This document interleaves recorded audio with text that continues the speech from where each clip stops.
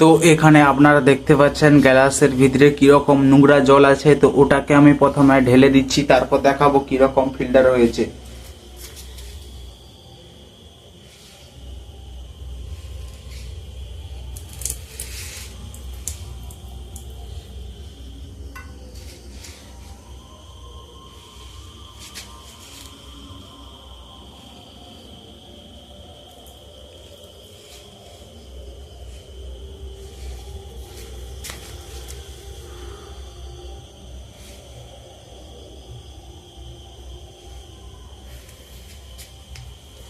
তো দেখতে পাচ্ছ আস্তে আস্তে জল পড়তিছে।